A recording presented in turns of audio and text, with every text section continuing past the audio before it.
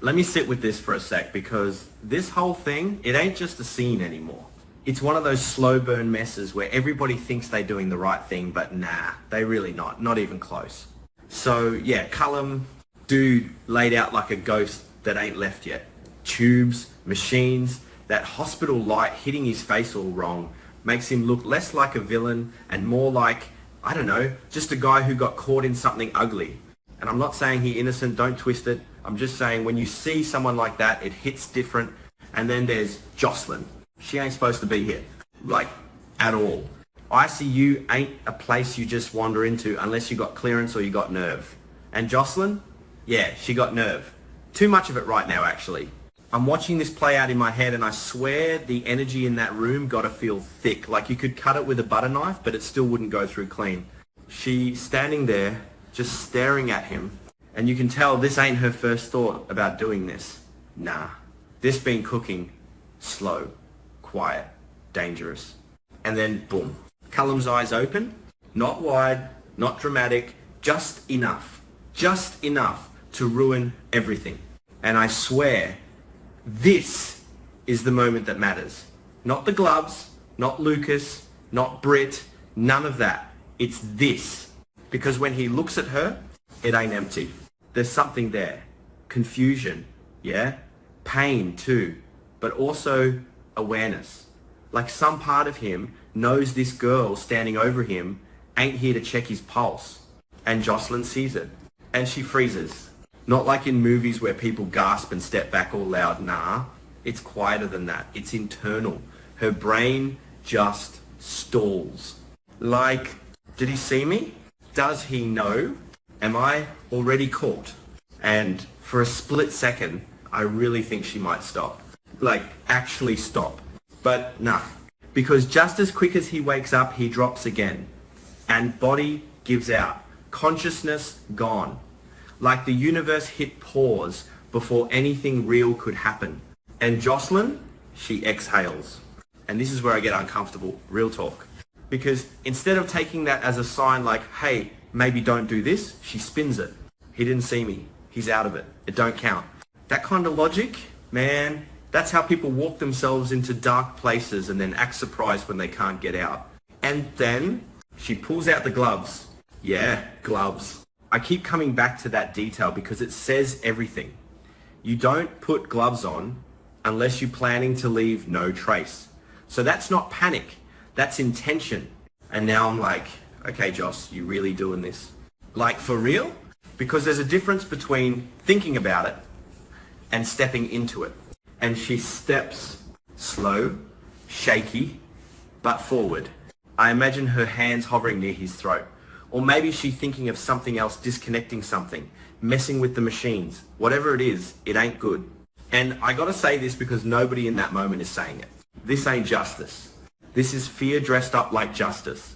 She's scared of what Cullum might say if he wakes up for real. Scared of what he knows. Scared of everything spiraling out of control. So she convinces herself he has to die.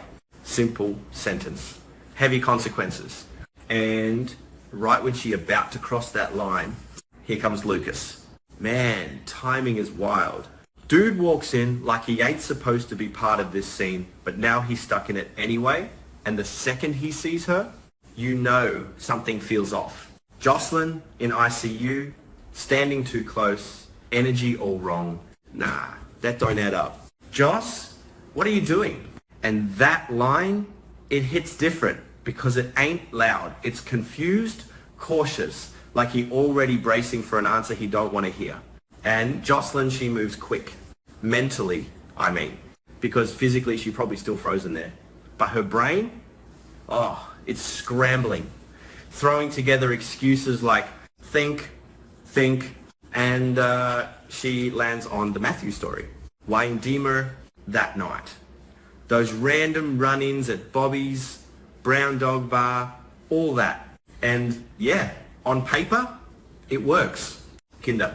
But when you say it out loud, under pressure, in a hospital room with a half-dead man between you and the truth, it sounds off. Like a story missing pieces. And Lucas hears it. But he ain't focused on catching lies. He's breaking And this is where things go from bad to worse real quick. Because instead of questioning her harder, instead of calling someone anyone, he starts crying, like real tears. And I'm sitting here like, oh no, no, this is not going where it should. Because grief don't make people logical. It makes them reckless. And Lucas, he's drowning in it. Marco, that name alone, enough to twist everything. Because now Cullum ain't just some patient. He's the man Lucas believes took Marco away. And once that belief locks in, game over. Logic leaves the room. And Lucas looks at Josslyn, not like she's suspicious, but like she's useful. Yeah, that's the word, useful. And that shift, it's subtle, but it's scary as hell. Because now he ain't asking, what are you doing? He's thinking, can you finish it? And when he says it, or hints at it, or circles around it, however it comes out, it changes everything. Now Josslyn ain't alone in this anymore. Now there's pressure, shared guilt, shared intention. And I can almost see her face in that moment, like, wait, you too? Because she came in here thinking she was the only one willing to go that far. Turns out, nah. Lucas, right there with her. Maybe even further gone. He starts talking about Marco, about justice, about how Cullum deserves it. And I'm like, man, that word deserve is dangerous. People do wild things once they decide someone deserves to die. And then he makes the offer, or the deal, or the threat, depends how you hear it. He says he'll keep quiet forever. No one has to know, but there's an edge to it. Like if she backs out, maybe he don't stay so quiet after all. And that's when Josslyn gets trapped. Because now it ain't just about killing Cullum. It's about protecting herself. And I hate that for her, but also she walked into this, you don't get to play in the dark and expect clean hands after.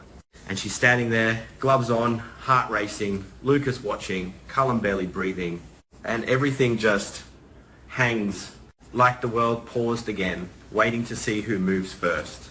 And I keep thinking, this could have gone different. So many points where this could have stopped. When Brit failed, when Lulu intervened, when Josslyn first had the idea, when Cullum opened his eyes, when Lucas walked in, any of those moments could have been the exit. But nope, they keep choosing to stay. And that's the real tragedy here. Not just Marco's death, not just Cullum's condition, but how grief and fear and anger keep pushing people deeper instead of pulling them back. And I'm not saying I don't get it. I do. If someone I cared about got taken out like that, man, I'd be angry too. Maybe even think some dark thoughts. But thinking ain't the same as doing. And once you cross that line, there's no undo button, no clean reset, just consequences. And they don't hit all at once either. That's the worst part. They creep in, slow, quiet, until one day everything falls apart and you like, how did I get here? But we know how. It started right here, in that hospital room, with a pair of gloves, a half-conscious man, and two people convincing themselves they're doing something right, when really they're just adding more damage to a situation already bleeding out.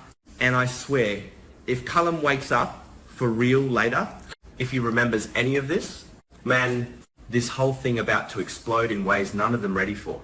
And Josslyn, even if she walks out of that room without doing it, she ain't walking out the same. No way. Because sometimes it ain't the action that changes you.